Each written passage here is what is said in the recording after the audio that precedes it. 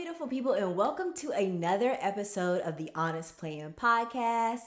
I'm your host, Tiana Hicks, and you are in for a treat on this episode because I am going to be telling you about all the things that you need to know about student loan debt, the student loan relief program, also some updates about the Federal Reserve and why quarter four is the most important quarter for you to get your financial situation in order. But before we just go ahead and get into the episode, y'all, I need you guys, if you are not already, subscribe to our YouTube channel. I just switched up, what the podcast looks like, the podcast feel.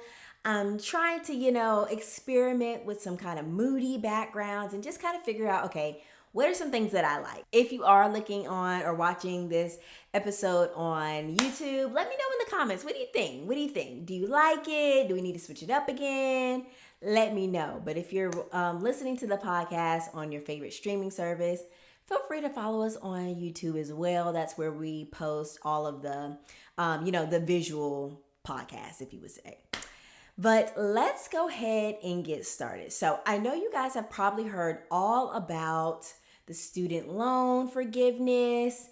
You've heard all the things that President Joe Biden has been saying, but you may be like, okay, they're saying about $10,000 to $20,000, but how do I know where do I fall in between that 10 to 20? Because that $10,000 jump is a lot. So I want to make sure that everyone kind of knows where they stand when it comes to student loan repayment, what you can expect to get back, the dates that you need to be crystal clear about, and when you can expect forgiveness to actually show up on your account. The application for student loan forgiveness will open in early October. So they didn't necessarily give us a specific date, but early October is what they said. And they also recommend that everyone apply. So regardless if you believe that your student loan provider already has your information, apply anyway, because what you don't want to do is just chance it and then you miss up on $10,000 to $20,000. I don't know about you, but I could use that for my student loans, so I don't want you to miss it. So the deadline that they are recommending everyone to apply by is November 15th. And the reason why they're saying November 15th is because the pause on student loans will go away January 1st, 2023. So right now, we've had student loans pause for about 2 years now because of COVID, but they said the last and final extension is the one we are seeing right now, which will expire January 1st, 2023. Meaning, on January, you will start to collect interest on your student loans again. So right now, if you've been making payments, they've been interest-free payments. You've been paying on the principal. However, starting in January, you're going to now pay the principal plus interest. So with you applying for the student loan forgiveness now or before November 15th, it gives them 4 to 6 weeks to process your application and apply it before student loan payments begin in January. So let's say that you have a balance of $15,000 and you received a Pell Grant. So, let's back it up.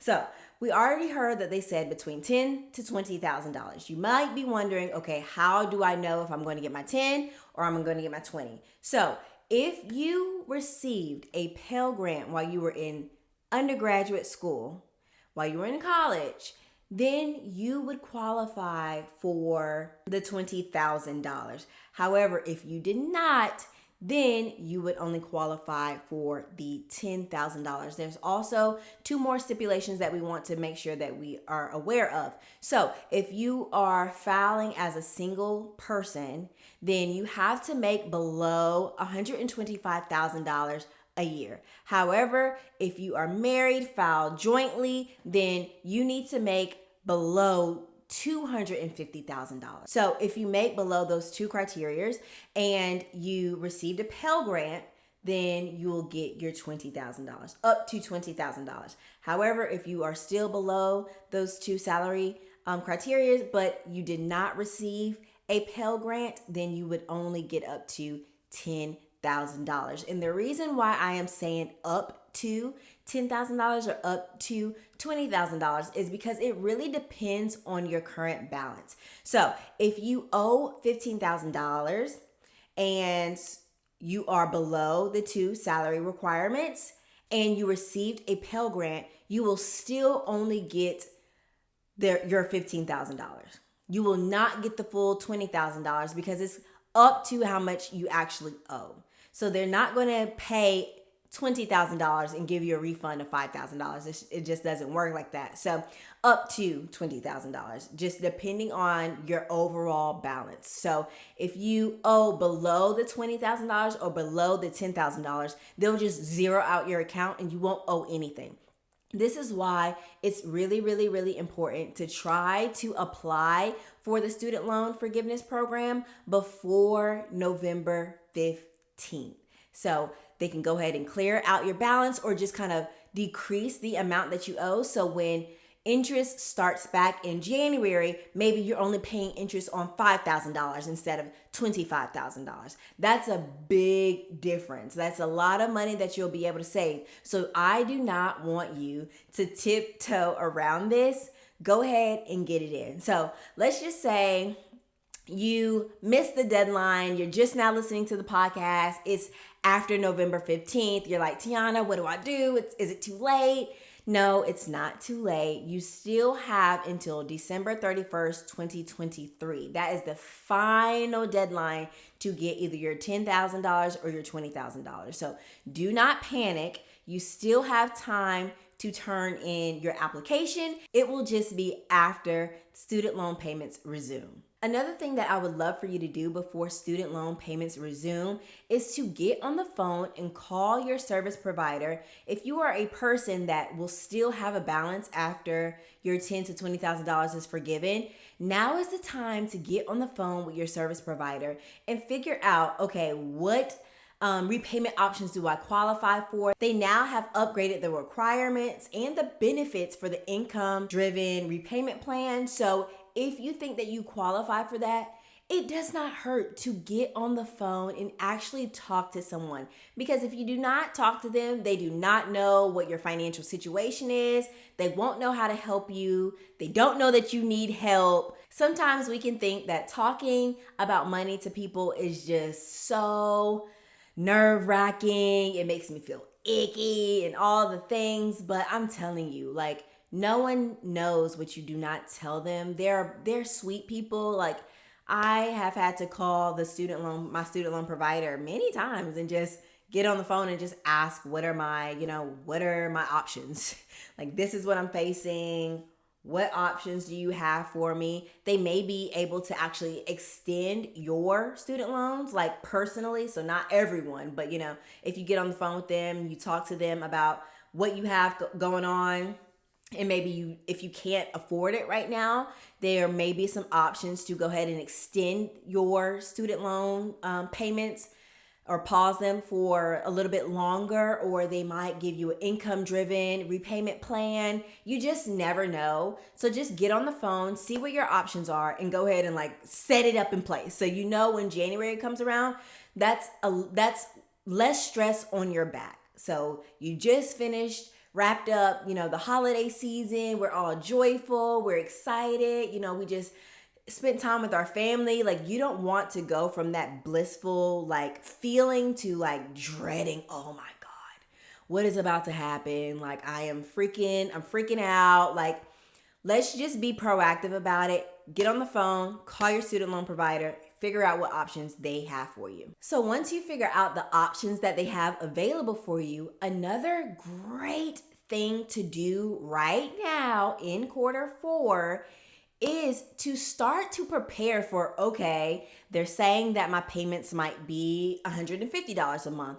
So since student loans have been paused for the last 2 years, we have already kind of conditioned ourselves to do something else with the money. So 2 years ago, $150 for your student loan payments was doable. Now, 2 years later, we've already figured out like another place for that $150. That $150 is long gone. It has another home, whether that's investing, saving, if you've upgraded your car, if your home situation has changed, that money is not just sitting around waiting for student loan payments to resume. So it is going to be your job to make that $150 become available. Like if you talk to the student loan provider and extending, the pause is not something that is available for you, start to figure out, what do I need to cut back on? Like, do I need to, do more side gigs or anything to come up with the money for my student loan payments? Because January is right around the corner. It'll be here before you know it. Just go ahead and get ready. So let's say right now it's October and we have about 3 months before student loan payments resume. Let's go ahead and start to already condition yourself to, okay, my payments are going to be X, Y, and Z. Let me go ahead and start to put that money aside. If you want to put it in a savings account or a sinking fund, so you already have it there and you're already kind of using that muscle memory. Okay, now I see what my finances will look like once that $150 is no longer available to me. So go ahead and start before it's actually a requirement. Go ahead and get used to it. Does that mean you have to cut back on some things? Does that mean you have to increase your income somehow, some way? Just play around with it. Get creative. Get creative, okay? And just a little shameless plug. So if you're a person where you're like, Tiana, I don't know. I just really don't know where the money's going to come from. I need help. I would love to be the one to help you. If you guys don't know, I'm a certified financial educator. I am a money coach, and that I have 2 different ways that you can work with me. You can either work with me on a strategy session where we'll get on the call for about 90 minutes and we'll discuss like a specific topic that you need help with. So whether that is managing your money, debt reduction, reaching a specific savings goal, if you want to strategize about your business, whatever the case may be when it comes to money or business, we have the strategy calls that you can, book with me. Or if you're a person where you're like, Tiana, listen, 90 minutes is just not enough for me. I need to see you a couple of days. Like I need the accountability. Like I need you to go on this journey with me. I have some great news. We have the Legacy Rewriters Blueprint, which is a 90-day coaching program where we'll meet and we'll take it bit by bit. So we'll start, with mapping out where you are financially. We'll create a savings and a debt reduction strategy for you. We'll, go ahead and get you comfortable with budgeting and managing your money. And of course, I couldn't leave you with just that. Of course, we're going to talk about how to increase your income. So whether that is, creating a business, a side hustle, whatever the case may be, we'll talk all about that. And I have had so much success with the Legacy Rewriters Blueprint and with my strategy sessions. Like I've had so many businesses birth from the Legacy Rewriters Blueprint, and sis, you want to be on the winning team, okay? So if you need help, reach out to me. You can go to www.thehonestplan.com/services. So now let's get into, I don't even know if you guys may be like up on this. I am a money nerd. I have CNBC's notifications on my phone. I get alerts all day, every day, whether it's about trading and stocks and things like that, or what the Fed does. So recently there was a Fed meeting to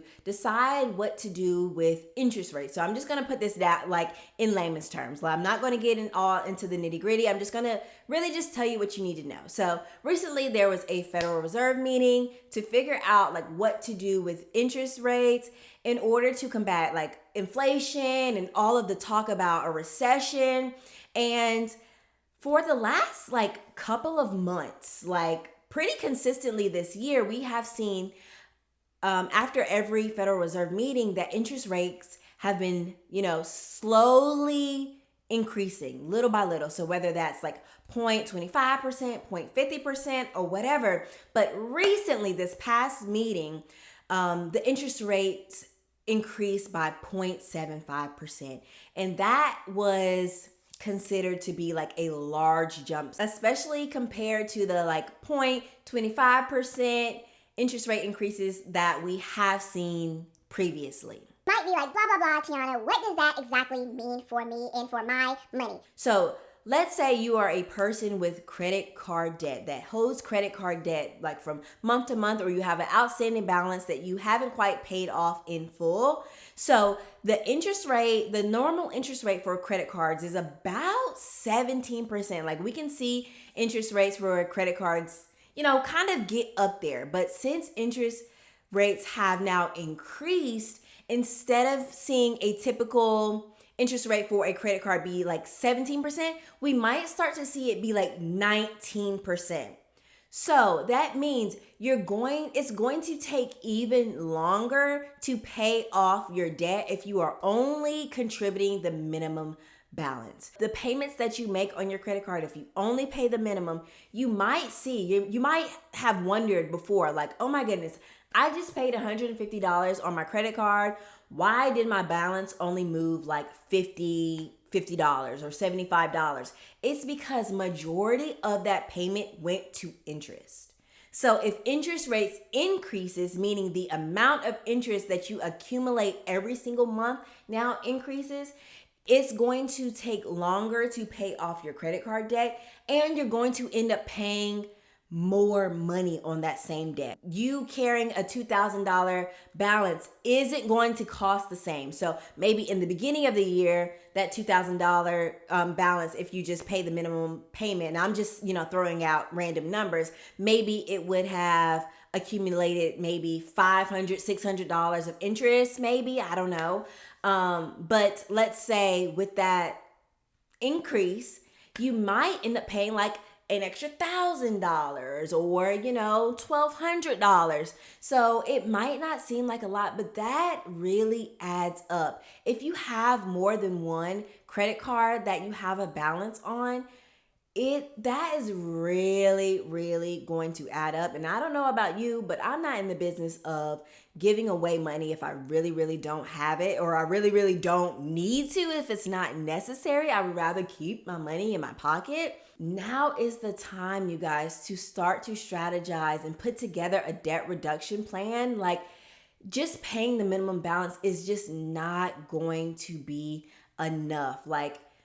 We don't know where things are going to go. We don't know if we're heading toward a recession. Some people say we are. Some people say we're not. It hasn't been officially announced, in the news or anything like that. So we're just going by he say, she say at this point. But it is just really, really important to just make sure your ducks are in a row, because we've been seeing a lot of different people getting laid off, or, a lot of jobs having to make cuts, because they're just not bringing in that same income anymore. So I don't know, but if you only have one source of income and you have a lot of debt, it could just put you in a really shaky situation with not having everything just in order. So I want us to all use Q4 as a time to get everything in order.